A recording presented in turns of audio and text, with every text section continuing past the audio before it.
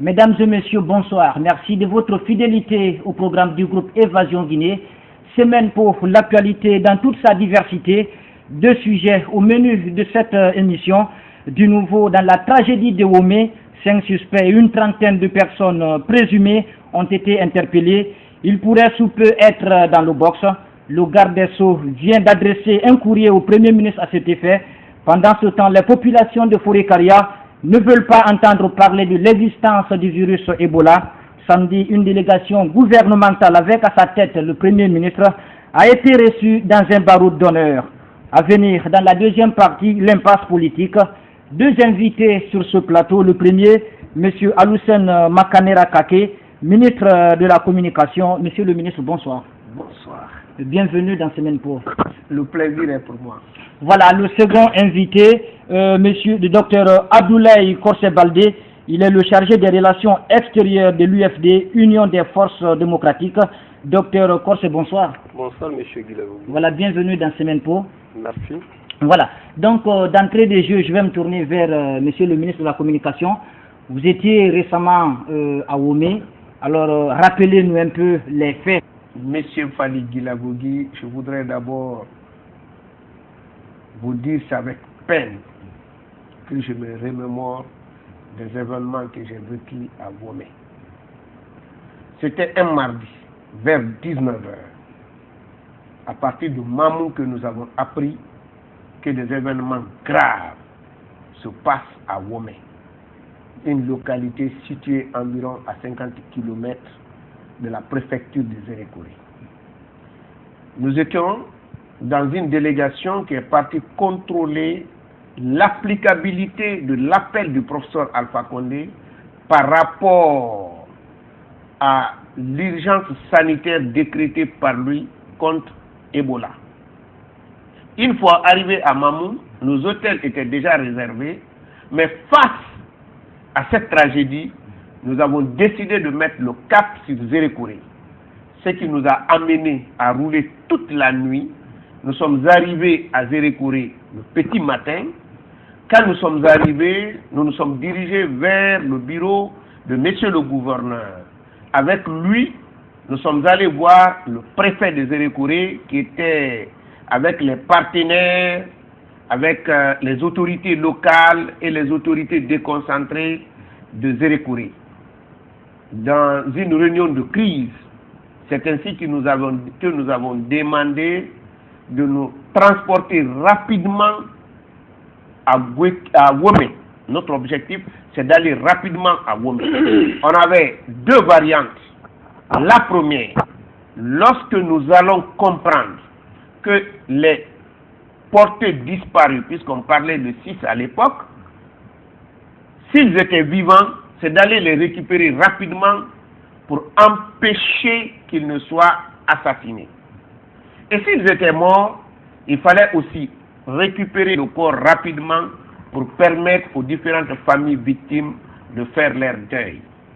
Quand nous sommes arrivés à Boké, environ 9 km de Ngomé, nous avons appris, avec des indiscrétions, que tous les portés disparus étaient déjà morts. Et que c'était même pas 6 personnes, on nous parlait à l'époque de 9 personnes. Après, nous avons estimé que s'ils étaient morts, il fallait engager une négociation. Parce que lorsque vouloir utiliser la force, c'est pas évident qu'au bout de 24 heures, qu'on puisse arriver à retrouver là où les corps sont cachés. Et il fallait complètement faire en sorte que les corps soient retrouvés avant qu'ils ne se décomposent. Parce qu'on voulait récupérer les corps et non le reste. Donc, on s'est appuyé sur les prêtres de la localité, les religieux, les élus locaux, une délégation du patriarche de Zérékouré, le député uninominal de la préfecture de Zérékouré et certaines personnes ressources de bonne volonté qui ont accepté d'aller vers Womé, discuter avec les habitants de cette localité pour que nous puissions avoir les corps. Quand ils sont revenus de leur mission, la première version nous disait qu'il n'y avait plus personne à Womé et que les portées disparues sont en brousse, qu'ils vont vers Zérékoré, qu'ils ne peuvent pas les situer. Ce qui ne nous a pas rassurés, puisqu'on avait déjà certaines informations, bien que très alarmantes, mais puisqu'on n'avait pas d'autres, on était obligé de croire à ces informations. Et malheureusement, on ne le souhaitait pas qu'elles soient vraies, mais malheureusement, elle s'est imposée comme la vérité réelle. Donc, le ministre, le colonel médecin Rémi Lama, ministre de la Santé, était obligé de hausser le ton. Il a dit, si ces corps-là ne sortaient pas, qu'il sera obligé de raser là-bas, il faut que les corps sortent. Donc la mission nous a demandé de leur donner du temps. On était dans les environs de 17h30. Ils ont dit de revenir le lendemain à 11h. Le lendemain, nous sommes arrivés là-bas dans les environs de 12h. Quand nous sommes arrivés, nous avons trouvé aussi la même version des faits. Ce qui a mené Monsieur le ministre de la Santé encore, avec moi, de mettre la pression sur les gens. Nous avons mobilisé les forces de défense et de sécurité. Jusqu'au moment où les gens ont commencé à comprendre qu'on ne s'amusait pas. Quand ils ont compris que c'était très sérieux, ils nous ont dit, bon, écoutez, nous allons vous indiquer les lieux, mais à une seule condition, aucune force de défense et de sécurité ne doit pénétrer dans la localité. Pour un départ, il fallait absolument accepter, puisque le compte à rebours avait déjà commencé. Il fallait la mort. Les événements ont eu lieu le mardi et nous étions mercredi. Donc il fallait tout faire pour récupérer les corps au plus tard jeudi et pouvoir permettre à la famille d'enterrer les morts au moins le vendredi. Voilà, monsieur le ministre, on va revenir un peu sur les faits. Selon les informations que nous avons reçues de Womé, il paraît que les populations villageoises avaient une cérémonie culturelle, une grande cérémonie relative à la forêt sacrée, donc que le préfet de Zérékoré et le gouverneur avaient été alertés de ne pas venir le 16 septembre pour la campagne de sensibilisation, mais ces derniers se sont entêtés. Est-ce que là, il n'y a pas eu quelque part la violation de quelques interdits de village? Je voudrais vous dire que c'est simplement des allégations mensongères dans le seul but de noyer le poisson. Je vais vous rappeler que cette mission n'a pas été une mission inopinée. C'est à la suite de la formation qu'on a organisée à l'intention des leaders religieux, des personnes ressources, des élus locaux à Zérékoré, qui, après leur formation, se sont retournés dans leurs localités respectives pour faire la restitution. C'est après cela qu'ils ont remonté l'information au niveau de la préfecture pour dire que la population adhère au programme de sensibilisation, que cette mission a été programmée. Oui, mais est-ce que les populations n'avaient pas demandé aux commis de l'État, notamment au gouverneur et au préfet, de reporter cette campagne de sensibilisation? Je vous dis et je persiste, je signe que c'est à la demande des autorités locales que cette mission a été préparée. Mais je vais vous dire, vous savez, le crime n'est jamais parfait. Lorsqu'on dit que la population avait dit de différer, que c'est pourquoi il y a eu des massacres, comment expliquerez-vous alors que quand la délégation est arrivée, elle a reçu les noix de cola traditionnelles? Quand la délégation est arrivée, elle a reçu le message de bienvenue. Quand la délégation est arrivée, les accès n'étaient pas fermés. Quand la délégation est arrivée, elle a trouvé une jarre pleine d'eau de javel pour le lavage des mains. Moi, personnellement, quand je suis arrivé après les massacres, j'ai trouvé cette jarre remplie d'eau de javel, ce qui m'a fait dire que le massacre, ce n'est pas par rapport à Ebola, et qu'Ebola n'est qu'un prétexte. Voilà. Mais la population de cette localité fait empêcher les gens d'arriver. Pour ceux qui ont regardé le journal télévisé de la RTG par rapport à ces événements, ont vu comment et par quelles difficultés nous sommes arrivés dans cette localité. Voilà, monsieur le ministre, on va vous passer la parole. On va laisser monsieur Abdoulaye Corset réagir. Monsieur Corset, quelles sont vos appréciations justement sur les actions qui ont été faites par le gouvernement? Parce que déjà, il y a 5 suspects qui ont été arrêtés et une trentaine de personnes entendues du côté de Nzérékoré. Quelle appréciation faites-vous par rapport à cette démarche? Merci, monsieur Guilavogui. Je pense que vous me permettrez tout d'abord de saluer mon frère, monsieur Aloufeni Kakemakanera, avec qui j'ai l'habitude de faire des débats en tant que représentant des partis politiques. Et je retiens aujourd'hui, j'ai l'honneur de faire le débat avec un ministre de la République. Ce n'est plus un représentant du RPG que je connaissais. C'est monsieur le ministre de la République, ministre de la Communication. Je voudrais donc le saluer d'entrée de jeu, vous remercier de me donner cette occasion et de l'opportunité de parler des questions extrêmement importantes sur la vie de notre nation. Comme il a si bien rappelé, la dernière fois, c'était au Lynx FM qu'on s'est vu. Ça a été très amical et c'est un frère, je le confirme. Et c'est ça qu'on a besoin. La nation, elle est une et indivisible. La politique, on a le droit de son opinion, on a le devoir de défendre sa patrie selon ses propres convictions.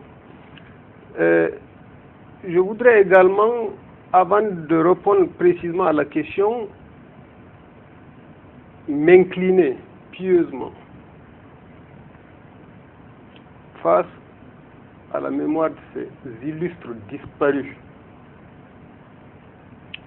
Nous sommes face à un défi énorme, Ebola. Je dois rappeler que je suis médecin de formation, chirurgien de profession. C'est quelque chose qui est ma vocation, sauver les vies, comme l'armée, quand il y a une épidémie, quand il y a une maladie, le médecin est aussi un combattant. Toutes ces vies, tous ces compatriotes qui sont décédés dans ce massacre de Womé, parmi lesquels j'ai 2 confrères, au-delà qu'ils soient des confrères médecins dans l'exercice de leurs fonctions, dans le combat qu'ils avaient à mener pour sauver des vies, parce que c'est leur vocation, c'est des amis avec lesquels j'ai travaillé dans la région de Kindia. Je voudrais donc humblement et pieusement m'incliner face à leur mémoire pour prier Dieu qu'ils reçoivent leur âme dans son paradis éternel. Eux et tous ceux qui sont victimes d'Ebola, et ainsi que nos devanciers. Pour revenir maintenant à la question de Womé, ce n'est pas la première fois que j'ai eu l'occasion d'écouter monsieur le ministre de la Communication sur cette question. Je peux croire de toute bonne foi qu'il y a la volonté, qu'il y a l'engagement pour aider les populations, pour sauver nos populations, pour nous sauver nous-mêmes de cette catastrophe humanitaire et qui devient mondiale. Car n'oubliez pas que l'état d'urgence mondial est décrété. Mais je dois dire que cela ne suffit pas. Il faut avoir des stratégies, il faut avoir des méthodes, il faut avoir des dispositions efficientes qui permettent de réussir cet objectif s'il en était un. Oui, mais est-ce que vous appréciez aujourd'hui les actions déjà réalisées dans la tragédie de Womé? Je ne sais pas. Quelle action? Vous parlez de quelle action? Moi, par exemple, il y a 5 suspects qui ont déjà été interpellés. Il y a une trentaine de personnes qui ont déjà été auditionnées. C'est alors une occasion opportune pour moi de saluer Monsieur le ministre de la Justice, sur qui nous portons des gros espoirs actuellement, pour sa vision, pour sa prise de position et pour les actions jusqu'ici menées. Et nous espérons que rien ne le détournera de cette lancée.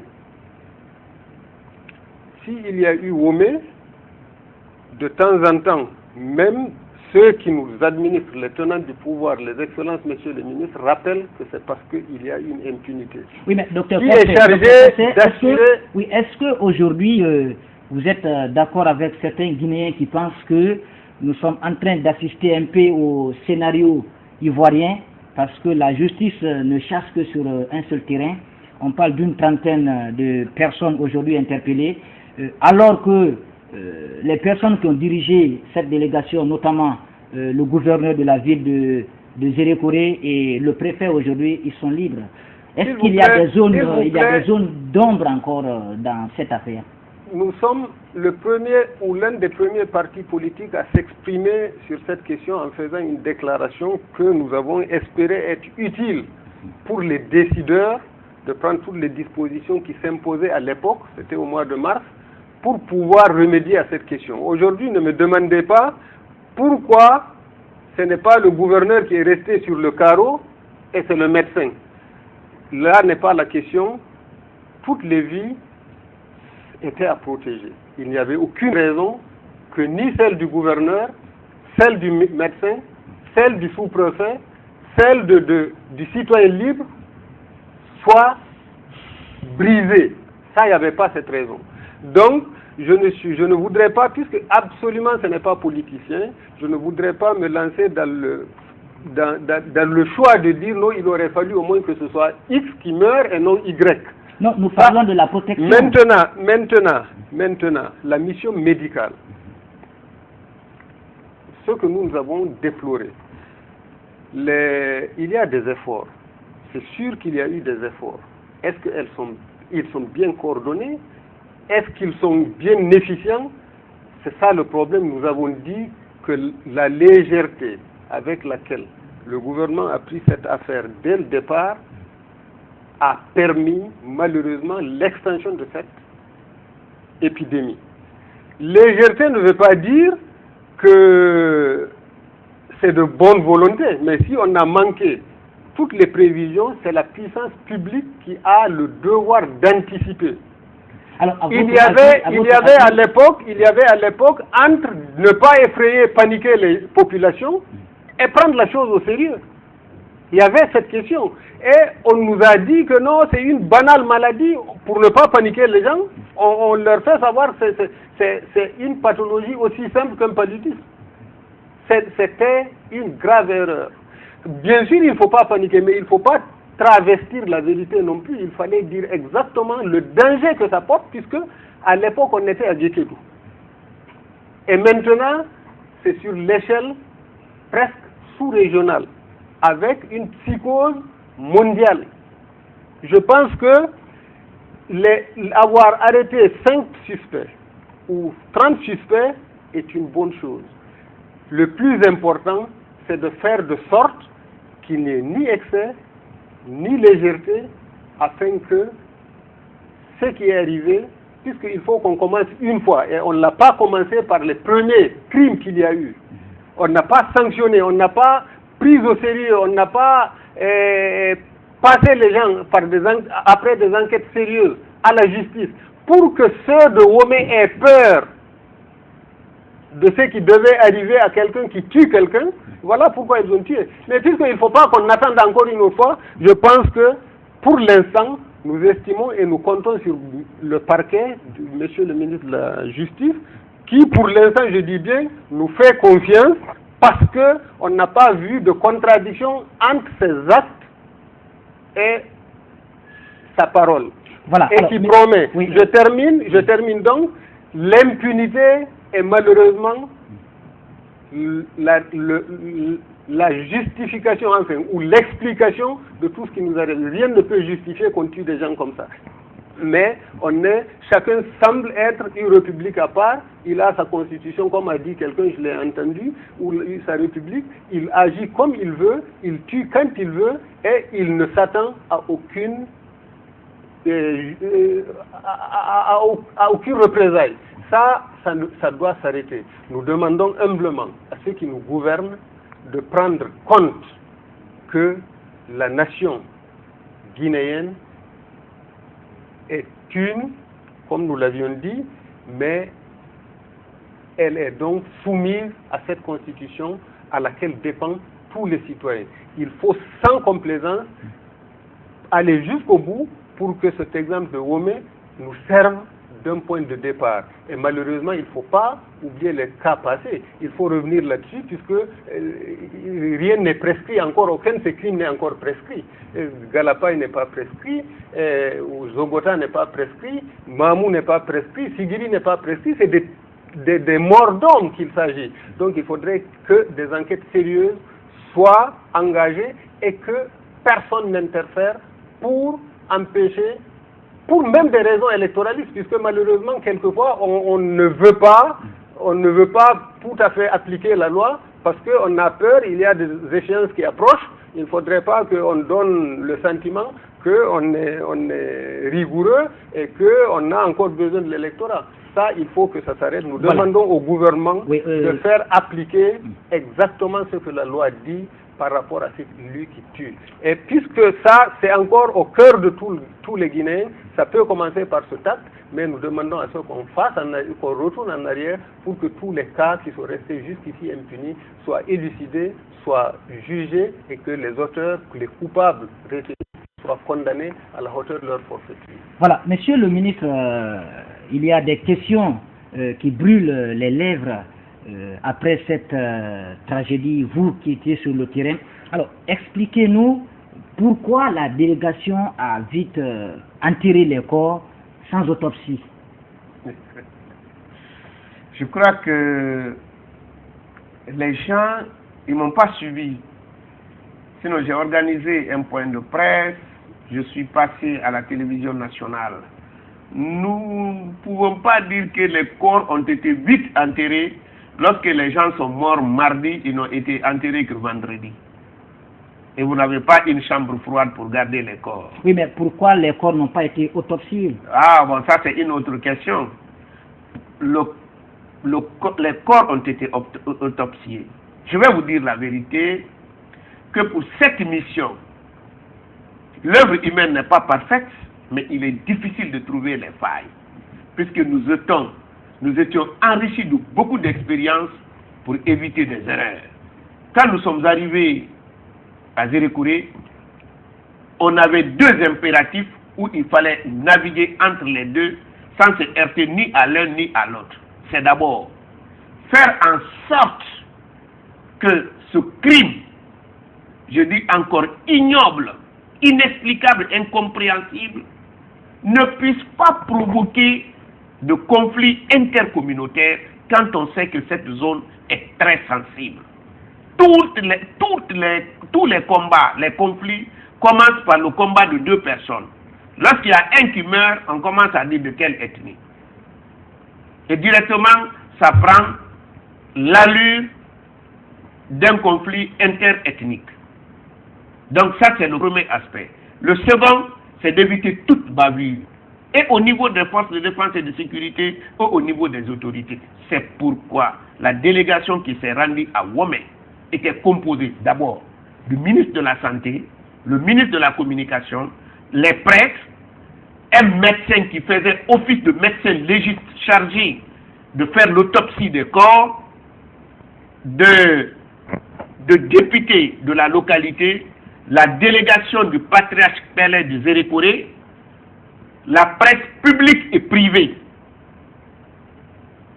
De telle sorte que, quand on a retrouvé le point, là où on a entreposé ces corps, dans une latrine de l'école qui est là-bas, au moment où on était en train d'exhumer, quand le premier corps a été sorti de la terre, j'ai lu instantanément en temps réel. Je ne sais pas si c'était le site Africa Guinée ou bien Guinée News, où on disait la mission est arrivée à Womé, le premier corps a été exhumé. Il y avait encore 6 autres qui n'étaient pas exhumés. Donc il y avait eu une grande transparence. Et en plus du médecin légiste, nous on ne connaissait pas ces hommes. Donc on ne pouvait pas identifier les corps.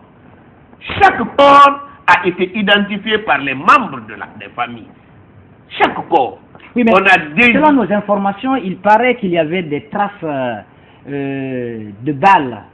Est-ce que vous confirmez l'information? Moi, c'est ma première information, c'est vous qui me le dites. Mais puisque les membres, les différentes familles sont là, parce qu'il ne faut pas être royaliste plus que le roi. Demandez les familles, parce qu'ils ont eu accès au corps de leurs parents. Mais pourquoi le résultat donc, de l'autopsie n'a pas été publié donc, mais est-ce que vous pensez que le résultat n'est pas publié pendant que tout le monde a vu le corps? On sait que c'est des manchettes et des cailloux.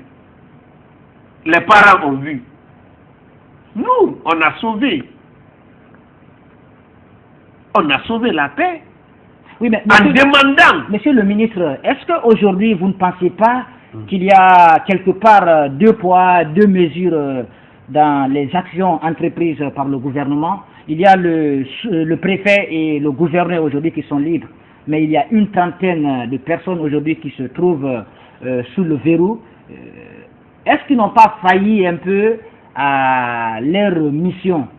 Bon, je voudrais d'abord, avant d'attaquer l'aspect de votre question, dire d'abord, parce que vous tenez que les corps ont été enterrés vite, il n'y a pas eu d'autopsie, il faut qu'on éclaircisse cette partie. Je voudrais vous dire qu'on n'a pas remis les corps aux parents pour 2 raisons. La première, celui qui est mort le mardi, qui n'a pas été admis dans une chambre froide, nous savons tous dans quel état ce corps était le vendredi. Nous tous, nous le savons. Deuxièmement, les conditions dans lesquelles ce corps se trouvait, la manière dont ils ont été massacrés, quand on exposait ça devant le public, on allait créer le conflit.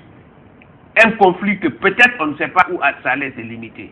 C'est pourquoi on a mis la main au dos, on a prié les parents d'accepter de ne pas que ces corps soient exposés pour ne pas choquer davantage.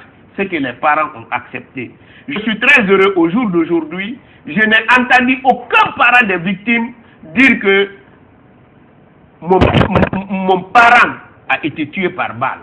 Tous ceux qui le disent, c'est ceux qui probablement, en tout cas les premiers que j'ai entendu dire, soit c'est de la récupération politique, ou soit c'est des personnes qui peuvent avoir plus ou moins de liens avec ceux qui ont massacré. Oui, mais vous pensez qu'il y a eu une récupération dans cette affaire? Non, j'ai dit oui, mais moi j'ai entendu les leaders politiques, vous savez, ça arrive souvent. Oui, lesquels, j'ai écouté, lesquels, monsieur le ministre? J'ai lu. Oui, lesquels? J'ai lu monsieur Baouri. Quand il dit, je crois qu'il dit même cette fois-ci, c'est la fin de Alpha Condé, mais ça ne nous surprend pas. Vous savez, les leaders en exil, ils vivent dans un monde d'illusion. Même si on prend un voleur, par exemple, à Madina, ils vont dire, ah, cette fois-ci, c'est la fin du régime. Ça n'est fini pour le régime. On est habitué à ça. Mais l'essentiel, les parents de ces victimes sont là. Si vous voulez avoir la vérité, comme je le disais tout de suite, on ne peut pas être plus loyaliste que le roi.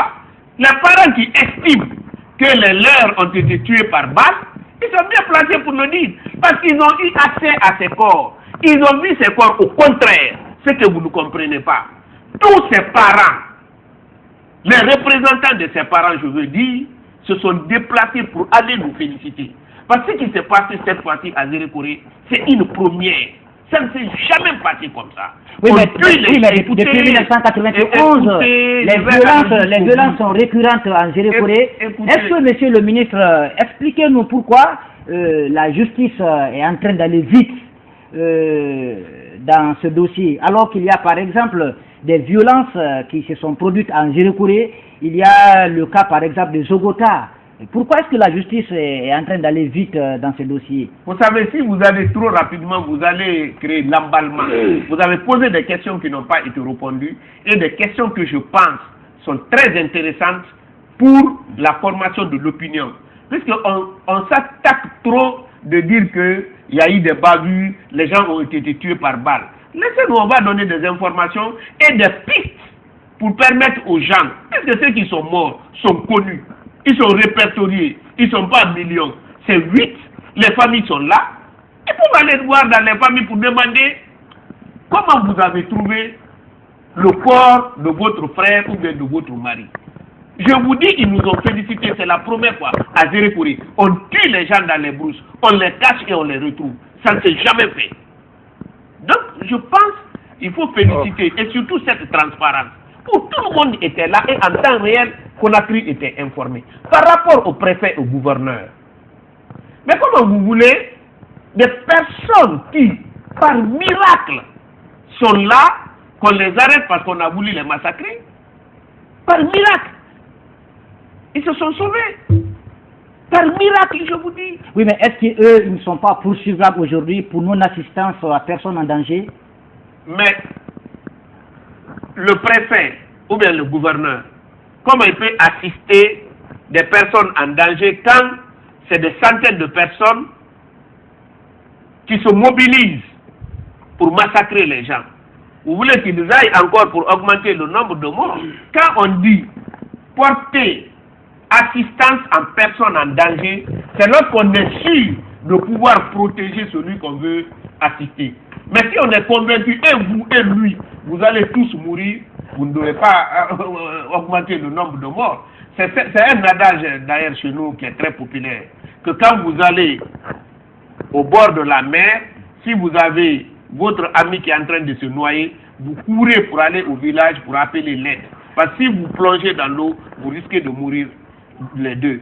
C'est pourquoi je crois aujourd'hui, c'est la solution de la sagesse même que les deux ont pris pour non seulement venir chercher l'aide et empêcher qu'eux-mêmes ne meurent. Voilà. On va écouter Dr Corset, votre réaction rapidement. Merci, M. Glabogui. Je pense que mon ami, comme il vient de le dire, je voudrais le conseiller une chose. Il appartient à un régime dont il est comptable. Le mieux est de laisser cours à l'enquête que le gouvernement a mis en place pour trancher. L'explication qu'il vient de donner, c'est tout à fait légitime que ce soit comme il pense. Mais, à mon avis, il n'appartient ni au ministre, ni au gouvernement à dire que non, X ou Y ne sont pas suspects ou ne sont pas interpellables dans cette question. Qu'une enquête qui nous semble être sérieuse est mise en place, nous souhaitons qu'elle aille jusqu'au bout. Lui-même, je l'ai écouté effectivement dans son interview à la RTG, monsieur le ministre de la Communication, qui, par rapport à des déclarations de certains leaders qui disent qu'il y a des zones d'ombre, il fait insurger contre cette assertion qu'il faut être soit de mauvaise foi ou mal informé. Je crois que c'est comme ça qu'il a dit. Soit de mauvaise foi ou mal informé. Mais à la fin de la même interview, lui-même avait dit qu'il y a encore des zones d'ombre qu'il faut éclaircir.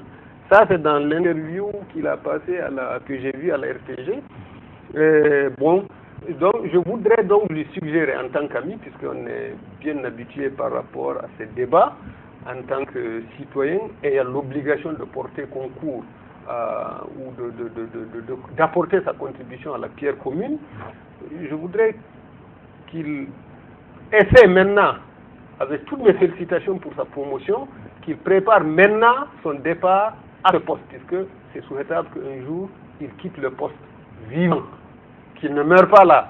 Donc, la meilleure façon donc de préparer ce départ, c'est en étant objectif, même s'il a combattu pour être là où il est. Oui, alors est-ce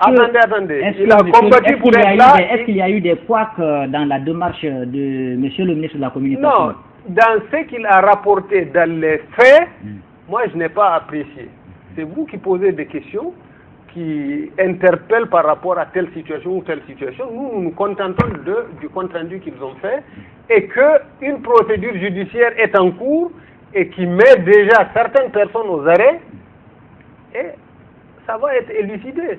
Il a lui-même expliqué, il y a la cola de bienvenue, il y a une jarre d'eau de javel. Tout ça prouve qu'en réalité, cela suppose, je crois que cela, il veut insinuer qu'il n'y avait pas un problème de réceptivité de la population par rapport à Ebola. C'est d'ailleurs à ça qu'il a dit, lui-même était étonné qu'il y ait cette jarre, qu'il y ait l'eau de javel et qu'il y ait eu le massacre. Donc, il a conclu qu'il y a une zone d'homme qu'il faut éclaircir. Donc, voilà. Bref, oui. Alors, je dis en terminant cette question, qu'il est judicieux que la justice commence par une fois à régler correctement et définitivement les exactions qui se passent. C'est vrai, la forêt est la zone la plus turbulente, mais la violence est dans tout le pays. C'est partout dans le pays. Voilà. Il faut qu'on arrête, que chacun se sente en sécurité. S'il est victime, il est agressé, il a où se plaindre. Et il aura son droit. Ça, c'est un motif d'unité, c'est un motif d'encouragement, c'est un motif de respect de la loi. Mais si le tenant du pouvoir même ne respecte pas la loi, c'est par moment, comme vous l'avez rappelé, Zogota, moi je dis, les crimes de Zogota ne sont pas prescrits. Galapay, c'était un des citoyens, c'est pas prescrit. Et c'est affreux de voir ce qui s'est passé à Galapay. Alors, à votre avis, est-ce que à l'intérieur du pays, on peut dire que l'État a foutu le camp? L'État, je l'ai dit une fois, le président Condé a pris le pouvoir en disant qu'il a proclamé devant tout le monde, et personne n'était contre, qu'il a hérité un pays, mais pas un État. J'ai peur qu'aujourd'hui, qu'on n'ait ni État, ni nation. Au moins, à l'époque, on avait la nation, au moment où il prenait le pouvoir. Voilà, on va écouter M. On avait la nation. Pourquoi je parle de la nation? Parce qu'aujourd'hui, eux-mêmes, dans leur explication, disent régulièrement, chaque fois qu'il y a un événement, on demande c'est de quelle ethnie. Et c'est de la vérité. Ça, c'est du rôle de l'État d'empêcher que quelqu'un ait la possibilité, il n'a qu'à penser, mais qu'il n'ait pas la possibilité d'exprimer. S'il l'exprime, que la loi soit la force qui règle. Mais voilà. Qui est chargé de régler, voilà, d'appliquer l'État? On va écouter Monsieur le ministre justement pour passer sur la dernière partie. Alors, Monsieur le ministre, dans une de vos interviews sur les médias d'État, vous vous êtes attaqué à un député, à l'élu de l'UGDD. Vous avez dit, je reprends vos termes, qu'il n'est pas innocent dans cette tragédie de Womé. Alors, est-ce que vous pouvez nous rappeler un peu vos propos? Et aujourd'hui, il est même prêt à vous assigner en justice. À quelques jours donc de cette affaire, dites-nous quel est votre état d'esprit. Bon, je voudrais rapidement dire à mon frère Corsé, pour lequel j'ai beaucoup de respect et d'estime, Dieu seul le sait, c'est un frère, mais je n'ai pas dit que les procès, on ne doit pas les poursuivre. J'ai été clair. J'ai posé la question aux journalistes, on doit les poursuivre pour le simple fait qu'ils ont été miraculeusement sauvés. Il a dit non, parce qu'ils n'ont pas apporté l'assistance aux personnes en danger. J'ai dit si c'est ça, non. Ainsi, j'ai parlé de la relativité. Vous savez, le principe démocratique voudrait qu'il y ait séparation complète de pouvoir judiciaire, exécutif et législatif. Donc moi, je ne fais que rapporter les faits tels que je les ai vécus. Le déroulement de la justice, ça c'est autre affaire. Maintenant, par rapport aux députés, je n'ai pas dit que